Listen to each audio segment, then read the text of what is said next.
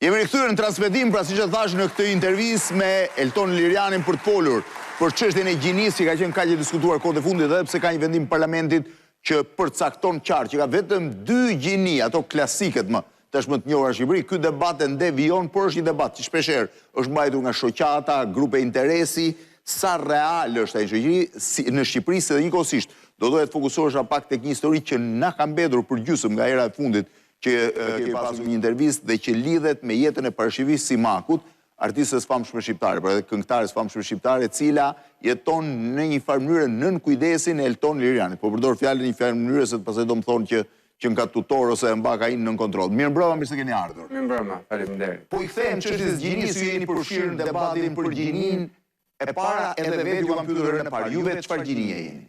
Unë jam gjinia mashkullore. Jeni gjinia mashkullore. Sa gjini ka? Shiko, çështja e gjinisë është kthyer në një çështje politike. Çdo më thënë është kthyer në një çështje politike. Të drejtat e njerëzit nuk kanë filluar me çështjen e gjinisë. Të drejtat e njerëzit për komunitetin LGBT në vitet 80-90 kanë filluar që personat gay dhe lesbike të pranohen në shoqëri si të tillë. Po. Pranohen ashtu siç janë. Ashtu siç janë. Dhe ka qenë dhe lufta më e madhe që ka bërë komuniteti LGBT në të gjithë botën, sidomos në botën perëndimore, që të pranohen si të barabartë. Atë që ka thënë dhe Richard Grenell në një intervistë para 2 muajsh në Shtetet e Bashkuara, që rrugës të drejtat në thonjza të komunitetit LGBT të përdorur dhe nga e majta ekstreme kaluan në ekstrem. Çdo më thënë të përdorur nga e majta ekstreme kaluan në ekstrem?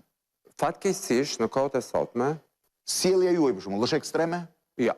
Veshja juaj, sjellja juaj, përqasja juaj? Jo. Ju jeni vetëm për të pasur të drejtat tuaja dhe të shiheni ashtu siç jeni në shoqëri. Kush është atëherë te kalimi i të majtës në të drejtat po e quaj të... Ka pasur 2 probleme që ka filluar dhe ana konservatore, do me thonë pjesa konservatore e shoqërisë, që ka filluar dhe një luftë të pandalshme kundër komunitetit tani. Kanë qenë 2 momente. Momenti i parë ka qenë çështja e se si është trajtuar çështja e transgjenorëve në Shtetet e Bashkuara, dhe aty ka filluar gjithë problemi.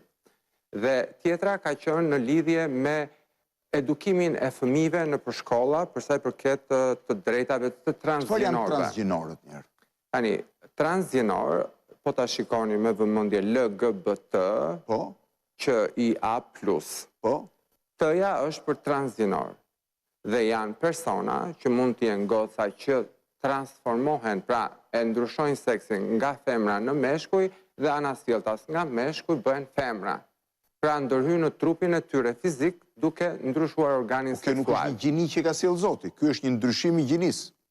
Dhe këtu ka lindur problemi i madh midis komunitetit ton të gjerë LGBT+ kundër ose konservatorëve kundër nesh. Pra ju thoni edhe komuniteti LGBT në vetvete ka një pakënaqësi ndaj sjelljes transgjenorëve?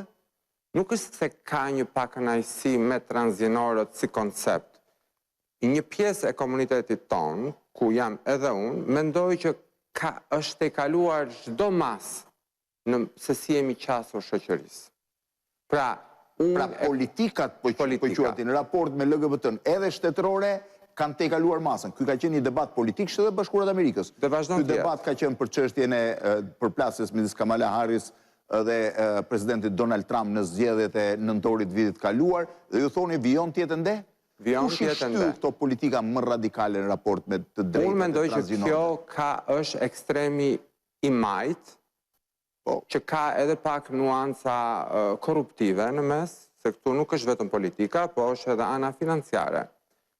Mund do t'ju them vetëm një shembull që të kuptoj. Të ndryshuarit e seksit në Shtetet e Bashkuara kushton mesatarisht $3 milion.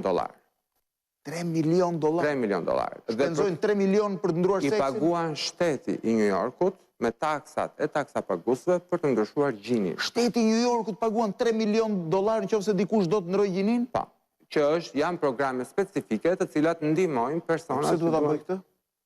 Po, këtu lindet e pyetja që kanë konservatorët. Kjo vjen nga që ju s'keni SPAC, se po të kishit SPAC në Amerikë do kishin qenë gjëra të ndryshe. Kjo vjen sepse ka 2 faktorë, është e majta ekstreme, së bashku me, nuk dua të akuzoj askënd, por me interesa të forta financiare. Ndërkohë, kam parasysh që në Shqipëri ky debat do bëhet shumë i fortë, por ka një pretendim të madh nga një pjesë e palëve, sidomos të medjave, që thonë që ngritja e zërit bëhet vetëm nga shoqatat cilat kanë një spektër të ngushtë shikimi tyre. Është e vërtet kjo? Unë mendoj që shoqatat në tërësinë e tyre, në të gjithë botën, kanë dështuar në mënyrë të suksesshme. Çfarë më thënë kanë sepse kanë dështuar në misionin e tyre. Të plot, absolute. Po ta vendosim në vlerë absolute, shoqatat masivisht, jo të gjitha, se ka dhe shoqata që kanë bërë një punë shumë të mirë dhe vazhdojnë të bëjnë, po përgjithsisht ato kanë dështuar, sepse gjithë aktivizmi i 20 viteve të fundit u shumëzua me 0 në 2 vitet e fundit.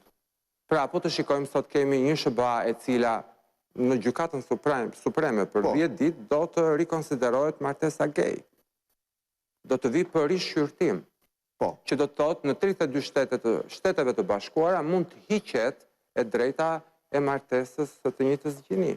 Ndërkohë, ju vetë, sa gjini mendoni që ekzistojnë? Unë mendoj, si Eltoni Liriani, mendoj që ka 2 gjini. Ju mendoni që ka 2 gjini? Mashkull dhe femër.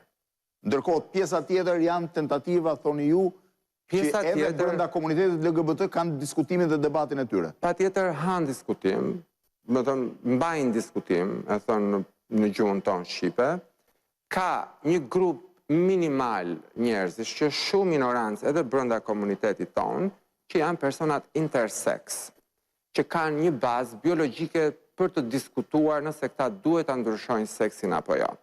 E thënë me fjalë të thjeshta, termi hermafrodit. Hermafroditët e kanë emrin nga Hermes dhe Afrodita, që nga Greqia e lashtë. Ndërkohë që një debat i fortë tu në studion time është bërë për çështjen e burrneshave, të cilat në kodin zakonor shqiptar, kur mungon të një mashkull në familje, i cili duhet kujdesej për familjen, duhet merrte pjesë në kuvendet e burrave ku gratë nuk lejoheshin të merrnin pjesë, vendoste të kthehej në burr, pra të linte jetën e saj femërore, të kthehej në burr në mënyrë që familjes mos i mbyllej dera në përfaqësime dhe në kujdesin. Kjo tezë këtu u kontestua, u tha sikur edhe burrneshat janë një farë mënyre, do të thënë, transgjinor. Ja, nuk është e vërtet. Nuk është e vërtet. Burrneshat e Shqipërisë, sidomos Shqipërisë së Veriut, unë nuk mendoj dhe nuk kam menduar asnjëherë dhe nuk është e vërtet që janë një gjini e tretë që pretendohet. Në shkuptim. Ato nuk kanë lidhje me gjinin, Blendi. Ato janë zakone të Shqipërisë. Unë jam plotësisht dakord. Ato janë detyruar nga kodi zakonor dhe kanë bërë një sakrificë në jetën e tyre, kanë sakrifikuar jetën e tyre për të mbajtur kodet në familje. Dhe nuk ka asnjë lidhje me... Unë mendoj që ka qenë një lapsus, sepse, shiko, që të jesh drejtuesi në shoqate, nuk të bën ty me patjetër liderin e një grupi LGBT që mund të jetë gati 10-20% të shoqërisë. Kështu që këta janë persona të cilët e kanë profesion të qenurit gay. Unë nuk futem te ky grup. Këta persona duhet që t'i futen më thellë analizës edhe njohurive apo të lexojnë historinë e vendit të tyre. Që ne të kërkojmë të drejtat tona, duhet ta bazojmë atë mbi atë që ka bërë Freddie Mercury, që kanë bërë plejada e baballarëve tanë të aktivizmit. Nuk mund të ngrihemi tani dhe të kërkojmë gjëra që Shqipëria nuk është gati.